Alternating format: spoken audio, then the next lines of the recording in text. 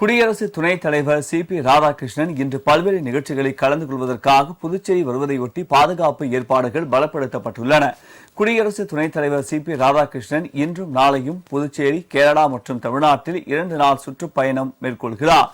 இன்று காலை புதுச்சேரி வரும் அவர் மகாகவி பாரதியாரின் சிலையை திறந்து வைக்கிறார். மேலும் ஸ்மார்ட் சிட்டி திட்டத்தின் கீழ் வீட்டு வசதி திட்டத்தையும் அவர் தொடங்கி வைக்க உள்ளார்.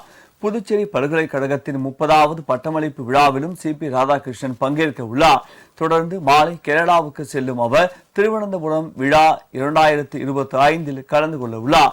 நாளை கேரள மாநிலம் வர்கலாவில் நடைபெறும் 93வது சிவகிரி யாத்திரையில் குடியரசு துணைத் தலைவர் பங்கேற்க உள்ளார்.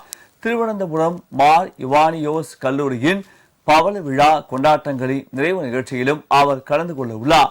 பின்னர் மதியம் திருவனந்தபுரத்தில் இருந்து மதுரை விமான நிலையம் வரும் சி.பி. ராதாகிருஷ்ணன் கார் மூலம் ராமேஸ்வரம் சென்று காசி தமிழ் சங்கமம் 4.0 நிறைவு விழாவில் கலந்து கொள்ள உள்ளார். இந்த நிகழ்ச்சிக்கு பின்னர் மாலையே அவர் டெல்லி திரும்புகிறார்.